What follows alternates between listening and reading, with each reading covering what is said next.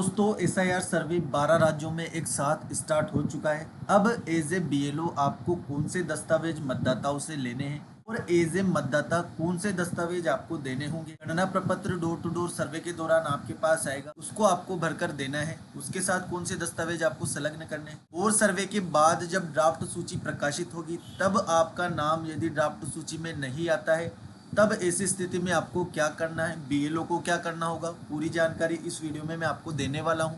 इससे पहले दोस्तों अगर आपने अभी तक चैनल को सब्सक्राइब नहीं किया है तो पहले चैनल को सब्सक्राइब कर लीजिए, बेल आइकन को प्रेस कर लीजिए, क्योंकि इस प्रकार के अपडेट लगातार आपके मोबाइल तक पहुंचते रहेंगे। वीडियो को स्टार्ट करते हैं। देखिए दोस्तों, सबसे पहले हम शेड्यूल की यहाँ पर बात कर लेते हैं। House to house enumeration phase यानी कि डोर टू डोर सर्वे के दौरान इन्यूमरेशन फेज गणना प्रपत्र वितरण की डेट 4 नवंबर से 4 दिसंबर 2025 तक रखी गई है। यानी कि आज से door to door survey start हो चुका है और गणना प्रपत्र वितरण स्टार्ट हो चुका है। सभी मतदाताओं को 4 तारीख से गणना प्रपत्र वितरित किया जाएगा, ये भरकर बीएलओ को आपको देना है। उसके बाद देखिए पब्लिकेशन ऑफ ड्राफ्ट इलेक्ट्रोल 9 दिसंबर 2025 को ड्राफ्ट सूची प्रकाशित हो जाएगी। यानी कि 9 दिसंबर से पहले सर्वे पूरा होगा 4 दिसंबर तक। उसके बाद फॉर्म ऑनलाइन होंगे और ड्राफ्ट सूची प्रकाशित होगी और उस ड्राफ्ट सूची में जिनके नाम नहीं आएंगे उनको क्लेम्स और ऑब्जेक्शन के लिए 9 दिसंबर से 8 जनवरी 2026 तक का समय दिया गया है। इस दौरान उनको क्लेम करना होगा कि हमारा नाम नहीं आया है। और इस ड्राफ्ट सूची को आप इंटरनेट से डाउनलोड भी कर सकेंगे और अपना नाम सर्च करके देख सकेंगे कि हमारा नाम आया है या नहीं आया है।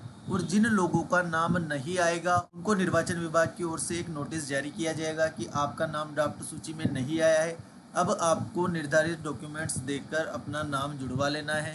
उसके बाद यहाँ पर फाइनल सूची 7 फरवरी को प्रकाशित हो जाएगी। कोई बदलाव फिर नहीं होगा। इसी फाइनल सूची से मतदान कराए जाएंगे। तो ये जो मुख्य समय है 9 दिसंबर से 8 जनवरी का, इसके दौरान यदि आपका नाम नहीं आता है तो आपको जुड़वा लेना है। ड्राफ्ट सूची को आपको सभी को चेक करना है। अब बात करते हैं हम दस्तावेज की, कौन से दस्तावेज किसको देने हैं। ड्राफ्ट सूची में नाम नहीं आता है तो कौन से दस्तावेज आपको लेने हैं। तो देखिए दोस्तों, विशेष गहन पुनरीक्षण 2026 गणना प्रपत्र के साथ दस्तावेज, जो गणना प्रपत्र आपको बीएलओ देगा उसके साथ। राजस्थान में विशेष गहन पुनरीक्षण 2026 भारत निर्वाचन आयोग के आदेशानुसार 27/10/2025 से प्रारंभ हो गया है। 27 अक्टूबर से कार्य चल रहा है। अभी मैपिंग का कार्य चल रहा था, अब आज से कार्य सर्वे का स्टार्ट होगा, यानी कि गणना प्रपत्र वितरण का। इस प्रक्रिया के अंतर्गत बूथ स्तरीय अधिकारी बीएलओ घर घर जाकर मतदाताओं को गणना प्रपत्र दोहरी प्रतियों में निर्धारित प्रक्रिया के अनुसार वितरित करेंगे। अब यहाँ पर देख लीजिए, दोहरी प्रतियों में यानी कि डबल प्रिंट में होगा। एक गणना प्रपत्र आपको रसीद के तौर पर रखना होगा और दूसरा बीएलओ को दे देना होगा, ताकि ये नहीं होगा कि बीएलओ ने मुझे तो दिया ही नहीं था, गणना प्रपत्र मुझे प्राप्त ही नहीं हुआ। इसलिए 2 प्रतियों में ये होगा। एक को आपको रसीद के रूप में रखना है, एक बीएलओ को भरकर दे देना है। परिगणना चरण में गणना प्रपत्र के संग्रहण के समय किसी भी मतदाता से किसी भी प्रकार का कोई दस्तावेज प्राप्त नहीं किया जाएगा। तो ये दोस्तों ऑफिशियल पीपीटी जो ईसीआई द्वारा निर्वाचन विभाग के द्वारा जारी की गई है वो मैं आपको दिखा रहा हूँ। किसी भी प्रकार का कोई डाउट या संकोच आपको नहीं रखना है। गणना प्रपत्र के संग्रहण के समय किसी भी मतदाता को किसी भी प्रकार का कोई दस्तावेज नहीं देना है, ना ही बीएलओ को किसी भी प्रकार का कोई दस्तावेज गणना प्रपत्र के साथ अटैच करके लेना है। बिल्कुल क्लियर है, सिर्फ गणना प्रपत्र लिया जाएगा और कोई डॉक्यूमेंट सर्वे के दौरान नहीं लिया जाएगा। अब यहाँ पर जो भ्रम की स्थिति बन रही है कि दस्तावेज तैयार करने होंगे, कौन से डॉक्यूमेंट देने हैं, जन्म प्रमाण पत्र, आधार, इस तरह का कोई दस्तावेज आपको किसी को भी नहीं देना है, सिर्फ गणना प्रपत्र भरकर देना है। लेकिन मोस्ट इम्पोर्टेंट बात जो मैं आपको बताने जा रहा हूँ वो ये है कि 2002 और 2003 की डिटेल आपको निकाल कर रखनी है साथियों।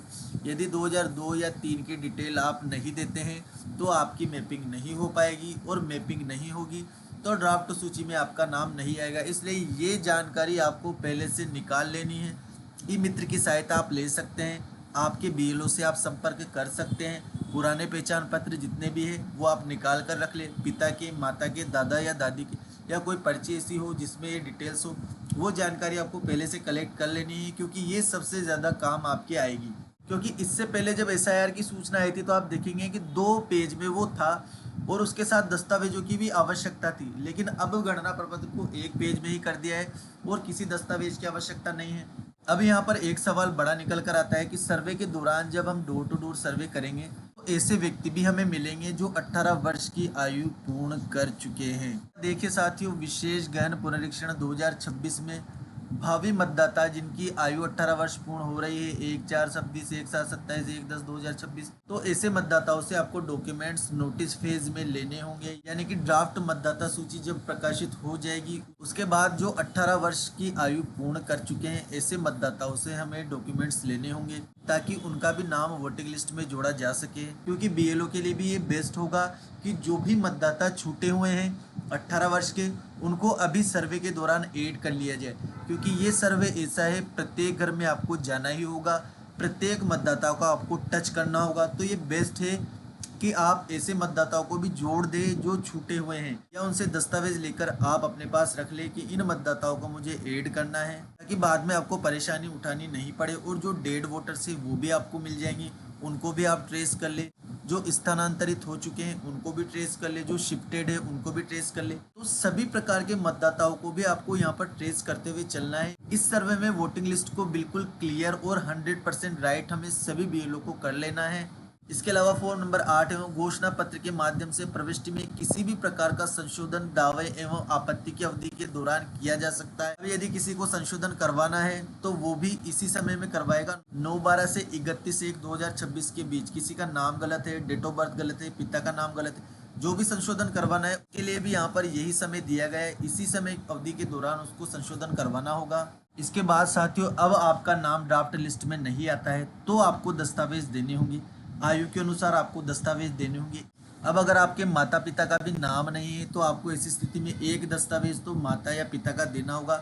1/7/1987 से पहले का वो हो सकता है। आपके दस्तावेजों में जो पूर्व दस्तावेज दिए गए हैं उनमें से आप एक दे सकते हैं। 10th की मार्कशीट हो सकती है, जन्म प्रमाण पत्र, पासपोर्ट, वनाधिकार, जाति प्रमाण पत्र, मूल निवास प्रमाण पत्र, इनमें से चल जाएंगे। आधार का उपयोग यहाँ पर मान्य नहीं होगा। आधार का उपयोग सिर्फ पहचान करने के लिए होगा। कैसी स्थिति में, जैसे आपने जाति प्रमाण पत्र दिया है उससे आप क्लेरिफाई नहीं हो पा रहे हैं तो आधार को सपोर्टिव डॉक्यूमेंट्स के रूप में लिया जा सकता है। जाति प्रमाण पत्र और आधार सेम हो गया है तो यही वो रियल वोटर है, इस प्रकार से उसको सपोर्टिव डॉक्यूमेंट्स के रूप में लिया जाएगा। लेकिन केवल आधार से आपका नाम नहीं जुड़ेगा। इसके अलावा यदि आपके माता या पिता का नाम 2002 की सूची में उपलब्ध हो जाता है तो एक उसकी प्रति आप लगा दीजिए और एक डॉक्यूमेंट्स आपका आप कोई सा भी लगा सकते हैं। 10th की मार्कशीट हो सकती है, जन्म प्रमाण पत्र, तब भी आपका नाम जुड़ जाएगा। तो ड्राफ्ट सूची में यदि आपका नाम नहीं आता है तो 2002 या 2003 की सूची की प्रिंट आपको निकलवा लेना है, एक डॉक्यूमेंट वो हो जाएगा।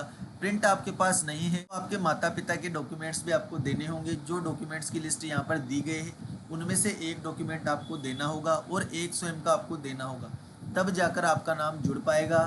तो साथियों, ये थी विशेष गहन पुनरीक्षण को लेकर जानकारी जो मैंने आपको देने का प्रयास किया है। वीडियो अगर आपको यूजफुल लगा हो तो वीडियो को लाइक कर दीजिए।